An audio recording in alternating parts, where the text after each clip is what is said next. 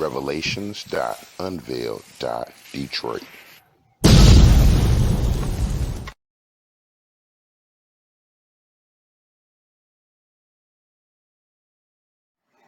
The American Descendants of the Enslaved, History by the Equal Justice Institute.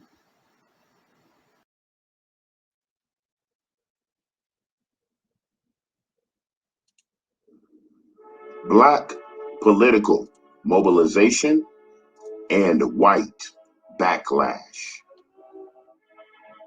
The Black community mobilized after passage of the Reconstruction Amendments, organizing meetings, parades, and petitions calling for the implementation of their legal and political rights, including the right to vote.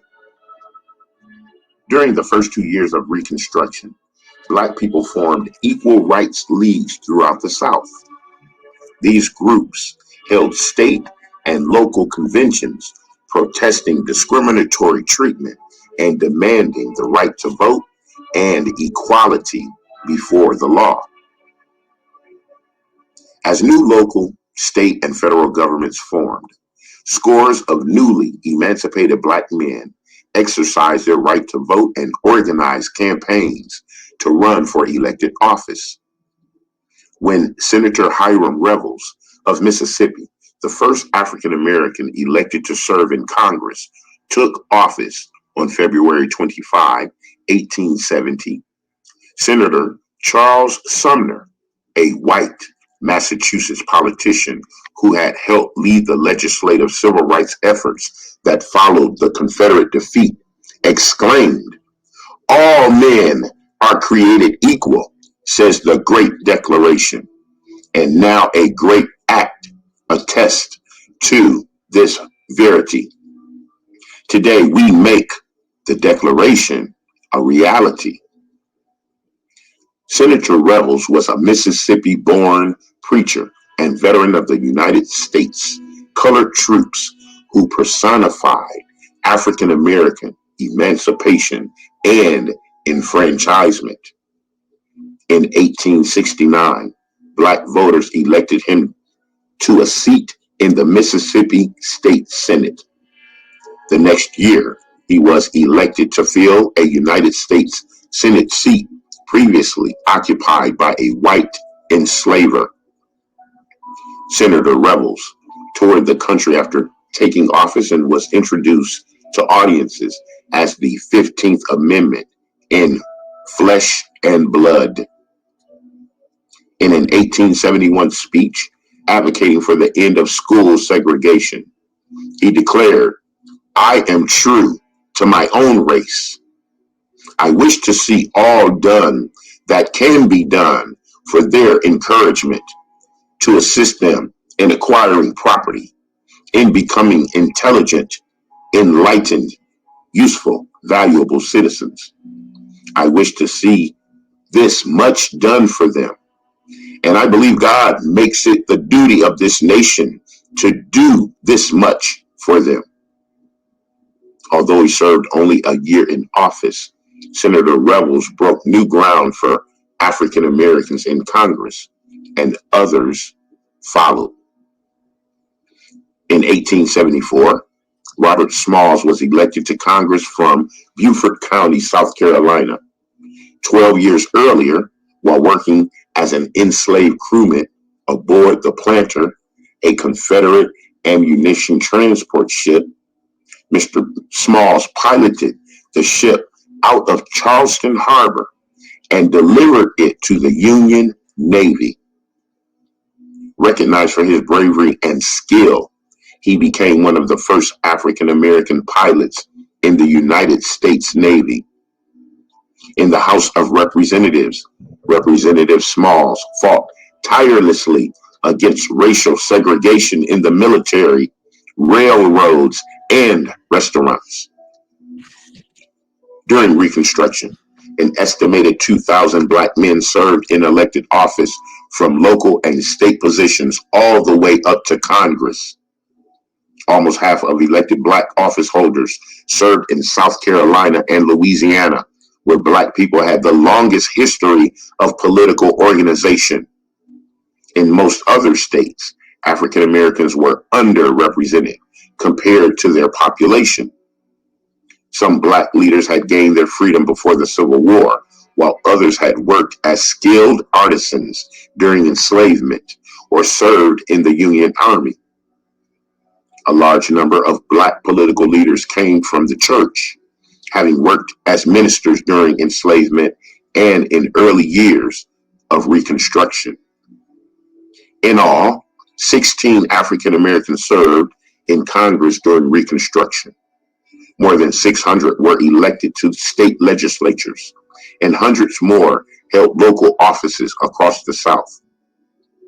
The newly elected and racially integrated Reconstruction governments took bold action at the state level, repealing discriminatory laws, rewriting apprenticeship and vagrancy statutes that had widely led to Black people's re-enslavement and arrest after emancipation, outlawing corporal punishment, and sharply reducing the number of capital offenses. African Americans also served on juries and won election to law enforcement positions like sheriff and chief of police.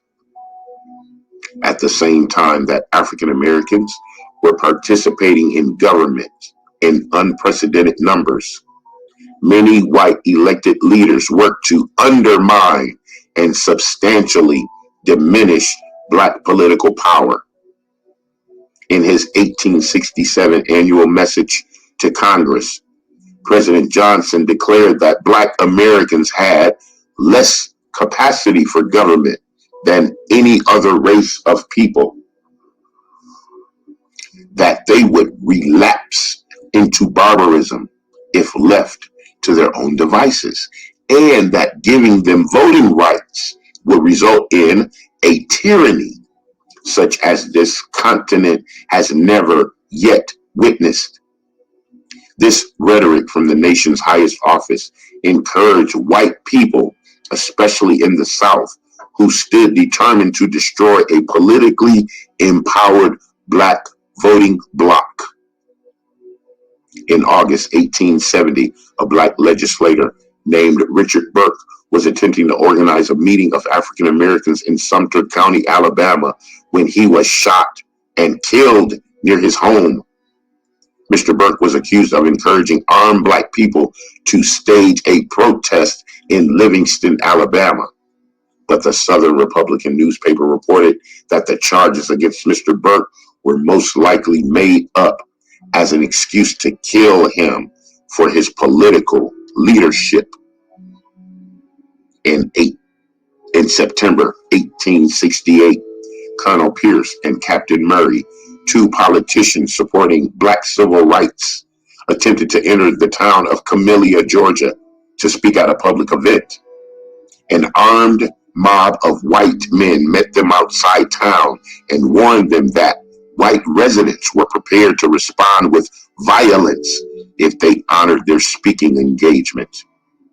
When the men refused to be intimidated by the mob, the sheriff informed them that the people would not allow radicals to speak at Camellia. Instead of offering the men protection, the sheriff threatened them against exercising their constitutional right to assemble.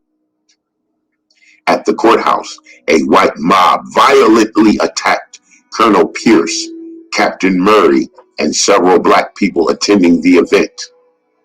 In the end, newspapers reported that 7 African Americans, including a woman and a baby, had been killed and at least 30 other people were wounded.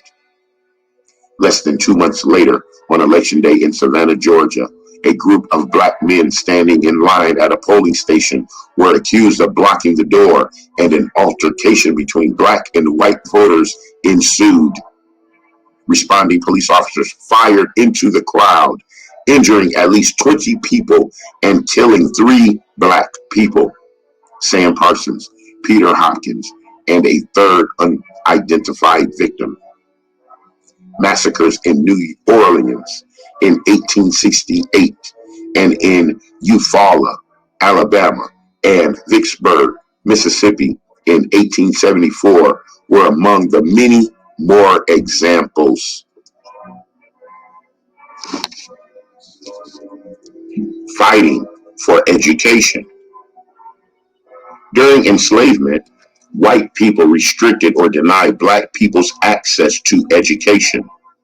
The myth of racial difference was rooted in the fact of black inferiority and intellectual incapacity and the resulting dependence on benevolent white masters. Yet, white hostility to black literacy and education was actually evidence that enslaved people wanted to learn, and that the development of black knowledge, particularly knowledge of their own claim to rights and freedom, was a threat to white racial dominance. And most of us colored folks was the great desire to be able to read and write. John W. Fields, 89, recalled in 1936, decades after he was emancipated from enslavement in Kentucky. We took advantage of every opportunity to educate ourselves. The greater part of the plantation owners were very harsh if we were caught trying to learn to read or write.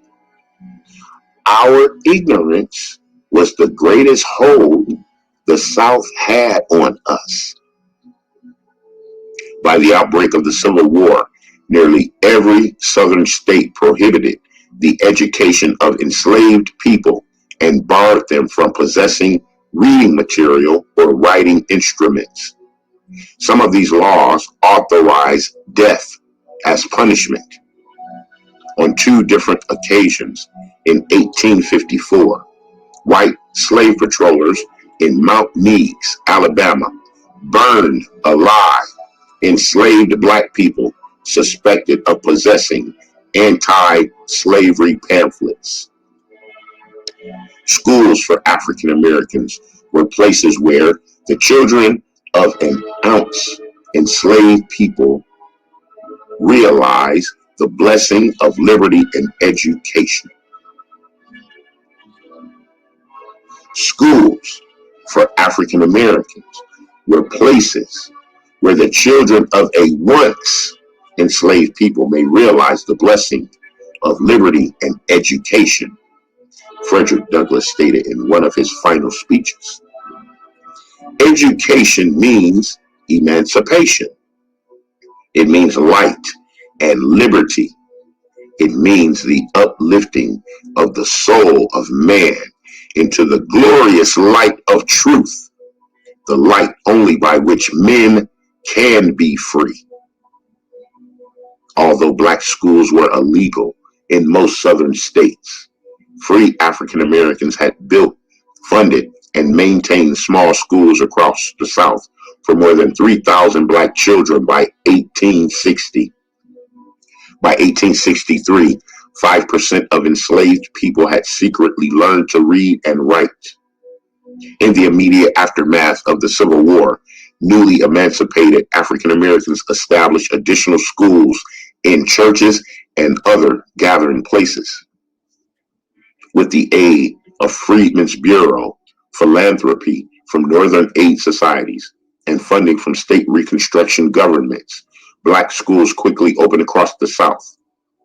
Government agencies and charities provided most of the funding, but African Americans emerging from enslavement actively pursued educational opportunities for themselves and their children. Despite their minimal resources, black communities purchased land, constructed buildings, and raised money to hire teachers. Rural black families moved nearer to towns and cities to give their children access to schools. And children, in turn, shared knowledge with older people who had to work rather than attend class, reviewing the day's lessons with their parents and grandparents after school hours. The first years of emancipation also witnessed the creation of the nation's first Black colleges, including Howard University in Washington, D.C., and Fisk University in Tennessee. In fall 1870, white mobs burned nearly every colored church and schoolhouse in Tuskegee, Alabama. In Calhoun County, Alabama that year, a white mob, outraged at the growth of a local black school, lynched 4 black men named Tony Cliff, Barry Harris, Caesar Frederick, and William Hall, and also killed William Luke, a white man who had moved to Alabama from the north to teach freedmen. A Georgia newspaper reported merely that several Negroes and 1 white man had been buried to their long home through the false teachings of that white man.